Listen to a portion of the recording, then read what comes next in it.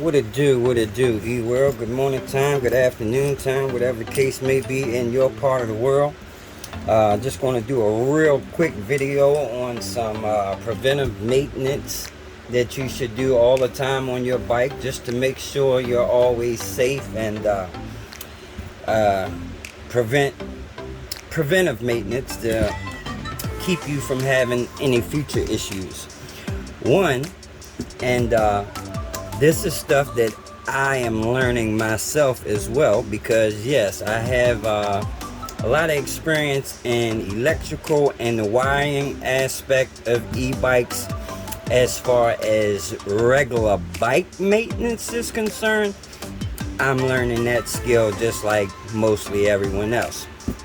I rode bikes all my life, but I was never a real bike guy, into regular analog bike building and just regular bike maintenance. And one thing you should do,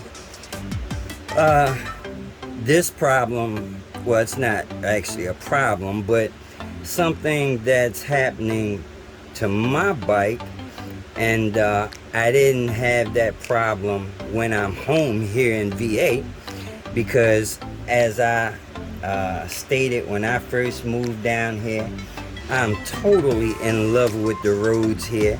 Never have I experienced such a place that had totally smooth roads everywhere. No potholes anywhere. I've never experienced that. I'm from Baltimore, and our streets are terrible. I mean, they are terrible. They will tear your car up. You will constantly need ball joints, struts, shocks, all that kind of stuff, because the streets are just so terrible. And that's kind of like what happens honestly when you're in poor areas, or just areas where the population, let's just be real about it, consists of brown people, people of color. Unfortunately, just not the streets. A lot of things are just jacked up, and it ain't just for people of color. It's for socially inept people, just regular Joes. Let me put it like that. So I'm not going to put any of that on color. Let's put that on economics. Regular Joes. If you go to areas where there's a higher class of people, as far as wealthy people, trust me, they maintain their streets and everything else on a whole nother level. That's something I always kind of thought, but now I'm positive about it, because these streets down here in Virginia are pristine. When I tell you, I have yet to see one pothole anywhere, and I'm telling you, I have not seen a one. Anyway, that being said, in New York, streets are pretty jacked up, just like in Baltimore, and they tear your shit up. Now, what I had to do, when I started riding my bike, I heard like some clicking sounds coming out of my tire, and what that is loose spokes. So, one good thing you should always stay up on is checking your spokes. Just go around the rim, and literally shake your spokes. You find some loose ones, tighten them up. Now, you just tighten them enough where you put tension on the spoke. You're not going to over tighten it whereas though you're starting to mess with the true of the wheel. Just tighten it up so that spoke has tension on it. That way when you're riding, you won't hear any loose spokes, and they won't once they get loose, they will keep getting loose. So if you can nip that problem in the bud early ahead of time, you can prevent all kinds of problems in the future. I've heard of guys breaking spokes and all that. Really, that shouldn't happen, especially if you have DOT approved, motorcycle rims for high-speed motors and stuff. You should have really good spokes. You should have thick ones, 10 millimeters. You shouldn't have the little rinky-dink spokes. But anyway, even with them, you'll eventually get some loose spokes. You'll hit a big pothole, which may even bend a couple spokes. So if you bend a couple spokes on this side, you'll have some loose spokes on the other side. So let's hope you don't have any bent spokes, but some loose ones you will have that from time to time. And you will notice a loose spoke when you're riding. That wheel will make noise. So I went around my rim and I actually found 2 loose spokes. Another problem I had, and it's not like I didn't know that this is the way it should be. It's just that some things I put more emphasis or importance on. Now, when I bought this red chain and my derailleur, I put the chain on as is. I didn't take any links out of the chain to make it, to adjust it or anything. At the time, I was rushing to put it on, and it wasn't significant as far as the actual pedaling of this bike, because I don't pedal my bike unless I'm freewheeling backwards, to put my pedals in the right position for making turns and stuff. But I never try to pedal this thing. But anyway, that being said, my chain is it's as it comes, way too long. If you can see, my derailleur is not even putting any real tension on my chain. So I'm gonna finally take the time to take some links out of this chain.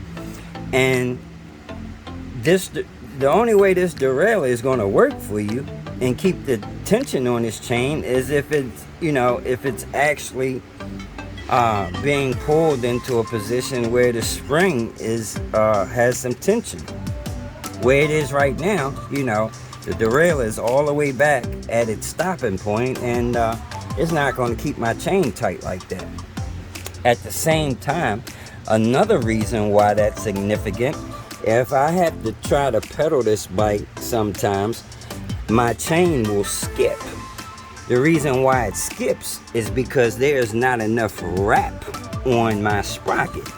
Wrap meaning, right now, the only point in which my chain is connecting to the sprocket is this top corner here around the 9, 10, and 11 o'clock position. That's because it's just this area of my sprocket that the chain is getting wrapped with. Now, if you look, when I do like this, that puts more wrap on my chain. That makes my chain contact more teeth on this sprocket. Right now it's only contacting 1, 2, 3, 4 teeth. And like I said, I knew that. I just was being impatient and rushing and wasn't worried about that part. But if I take some links out of my chain and it goes all the way around like that, then my chain is actually making connection to about, I don't know how many teeth then, but about half of that sprocket. So therefore, when I go to pedal, then it's not going to skip because there's more wrap on my sprocket. Same way in a car.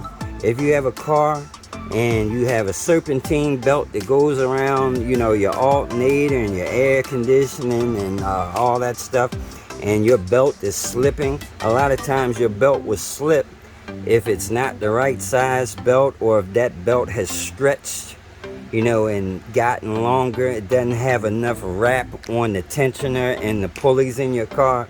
That will cause slippage. Same thing with a chain. So you want as much wrap as possible. So I'm not going to go through right now showing you me taking some links out, because that's a process where you have to I may have to play with it a few times in order to get the length just right, and I don't want to go through all that on video. I'm just telling you what I'm getting ready to do and what needs to be done. So next time you see it, my derailleur will be in a position like that, and I will have a lot more wrap around that sprocket, and my chain won't be so loose like that. Actually, from it being loose with no tension, the screw actually got loose from hitting those potholes up there, and the screw fell out, the little sprocket fell off, and caused me all kinds, a little bit of problems up there. Even though my chain is not a mid-drive, it doesn't affect this bike at all. My bike will totally ride fine if I remove this chain. But I want to keep it pedalable, that word again. Therefore, I'll have no issues with the popo.